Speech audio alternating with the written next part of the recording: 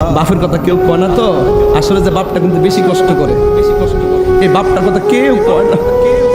খালি পকেটে বাজারে গেছে, সন্ধ্যার আগে বাজার লই আইব, টাকা পকেটে নাই, আমার ছেলে কি খাইবো, ঋণ ফিরে বাজারটা করে নিয়ে আসে, কিন্তু ঘরে ঢোকার সময় হাসি মুখে ঢুকে।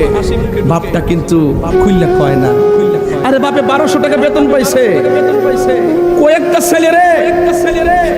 ছেলেরে লেখাপড়া করাইছে, কিন্তু কোনোদিন বুঝতে দেয় নাই যে ফর্ম ফিল আপের টাকাটা কোথায় থেকে আনছে, কোনোদিন বুঝতে দেয় নাই রেজিস্ট্রেশন টাকাটা কোথায় থেকে আনছে।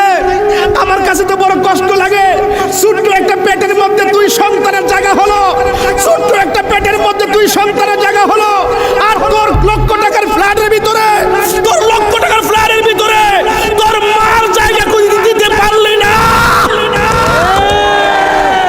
কি জবাব দিবি কাশীপুরের মানুষ, কি জবাব দিবে নারায়ণগঞ্জের মানুষ?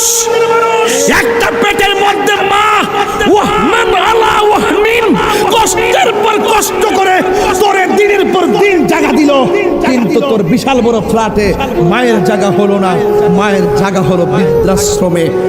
জবাব তোমাকে দিতেই হবে। 3 বার বলো ঠিক কি না, বলো ঠিক কি না, বলো ঠিক কি না, বলো। জবাব তোমাকে দিতে হবে। দরকার নাই ওই শ্রোতা, যেই শ্রোতা তাহিরির সামনে এসে বলবে যে হুজুর আমি আপনার ভক্ত, বাড়িতে মার গায়ে জড়াবে রক্ত, মায়ের বুকে জড়াবি রক্ত। আমি ওই শ্রোতা চাই না, আমি ওই শ্রোতা চাই যেই শ্রোতা মায়ের পায়ে ধরে ক্ষমা চেয়ে আজকে রাতে বলবে আম্মা আমি যা করছি ভুল করছি, আর তোমার কষ্ট দিব না। কেন? তুমি কষ্ট পেলে নাকি আল্লাহ কষ্ট পায়। মা আমি ভুল করছি, তাহির হুজুর কইছে, তাহির আম্মা নাকি তাহির হুজুর নাকি দোয়া করছে, দোয়া করার পরে নাকি এইভাবে ওয়াজ নসিহত করে।